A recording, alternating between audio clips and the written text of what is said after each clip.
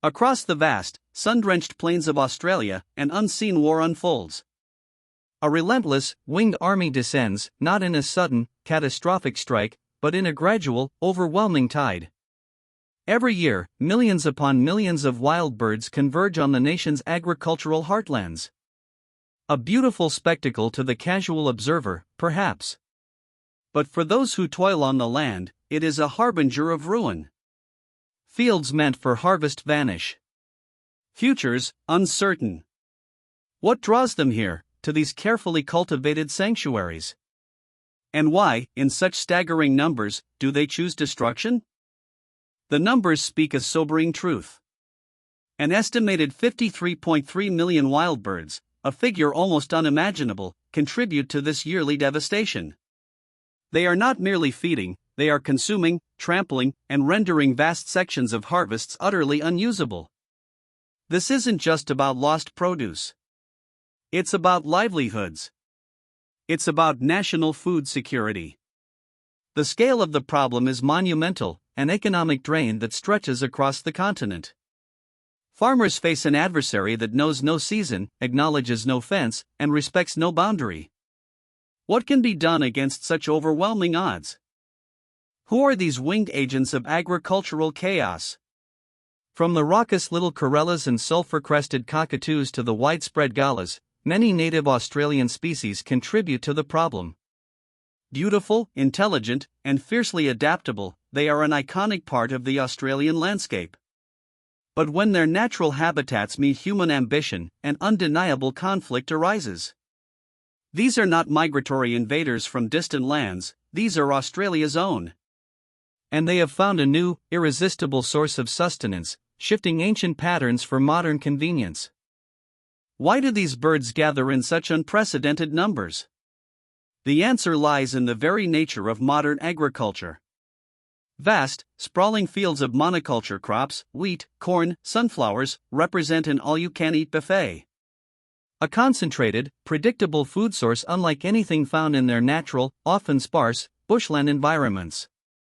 Farmers inadvertently create an artificial ecosystem, a giant bird feeder stretching for miles. This abundance, a human triumph, becomes a wildlife magnet, changing behaviors, encouraging larger flocks, and deepening the mystery of their increasing presence. Beyond the allure of endless food, deeper ecological shifts are at play. Land clearing for development and agriculture has fragmented natural habitats, reducing foraging grounds and safe havens. This forces birds closer to human settlements and, inevitably, to farms. Climate change, too, subtly alters breeding cycles and food availability in traditional areas, driving species to seek new opportunities. What was once a balanced ecosystem now presents a distorted reality. A landscape transformed by human hands, setting the stage for an escalating conflict. The destruction wrought by these flocks isn't just about what they eat. It's about what they destroy. Birds will often land on crops, not just to feed, but to investigate, to play, to rest. Their sharp talons and strong beaks tear through plants, dropping viable produce to the ground. A single bird can damage far more than it consumes, and when multiplied by millions, the impact is catastrophic. Imagine thousands of small, feathered vandals systematically dismantling a harvest. The result is a field that looks untouched from afar, but up close, it's a wasteland. From the soft, tender fruits of orchards to the hardy grains of broadacre farms, no crop seems entirely safe. Birds target ripening berries, peck at nascent corn cobs, and strip valuable seeds from sunflowers. Grapevines, vulnerable and slow to recover, are particularly susceptible. The impact is widespread, affecting diverse agricultural sectors. It's a testament to the bird's versatility in foraging, and the sheer challenge farmers face in protecting such a varied bounty. What truly can stand against such persistent, widespread predation? Faced with this persistent threat, farmers have long turned to ingenuity. Some methods are as old as agriculture itself. The scarecrow, a silent sentinel, has stood guard in fields for centuries, its ragged form a symbol of human perseverance. Simple, traditional deterrents often rely on visual cues, hoping to trick the intelligent birds into believing danger is near. But these methods, born of necessity in a simpler time, face a truly formidable challenge in the face of modern, massive flocks. The birds, it seems, quickly learn to distinguish scarecrow from threat. Noise, too, has been a weapon in the farmer's arsenal. Gas guns, designed to mimic the sound of a shotgun blast, erupt periodically across the fields, startling flocks into flight. Loud, sudden noises. They aim to create an environment of fear, to make the feast less appealing. But just like their static counterparts, sound deterrents have a limited shelf life. Birds, remarkably intelligent, quickly habituate. The loud bang becomes background noise, an annoying but ultimately harmless punctuation in their dining experience. The battle, it seems, must evolve. For high-value crops, especially fruits and vegetables, physical exclusion is often the most effective, albeit expensive, solution. Fine mesh netting draped over entire orchards or vineyards creates an impenetrable barrier. It's a shield, a physical wall against the feathered onslaught. Yet, its application is limited. Imagine netting hundreds, or thousands, of acres of grain. The cost, the logistics, the sheer scale quickly render it impractical for broadacre farming. These barriers protect, but only within strict boundaries. The larger problem persists, vast and uncontained.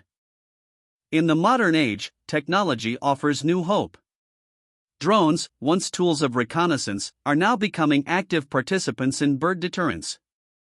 Equipped with sirens, flashing lights, or even mimicking predatory bird calls, they can be deployed rapidly to harass and disperse flocks. An automated, agile presence in the sky. Their ability to cover large areas and respond quickly makes them a compelling solution. But even these high-tech guardians have vulnerabilities. Battery life, weather conditions, and the ever-present intelligence of the birds themselves pose continuous challenges. The aerial game of cat and mouse intensifies. Another surprising method involves beams of light. Automated laser bird deterrence systems project green laser light across fields, creating a disorienting, perceived physical barrier. The sudden, silent sweep of the laser beam is interpreted by birds as a moving object, perhaps a predator, or an unfamiliar obstacle. It encourages them to move on without harm. These systems work best in low light conditions, offering a unique solution for dawn and dusk raids. Yet, birds can eventually learn. They are constantly testing boundaries, adapting to even the most futuristic threats. A technological marvel, but not a magic bullet. More sophisticated acoustic systems move beyond simple loud bangs.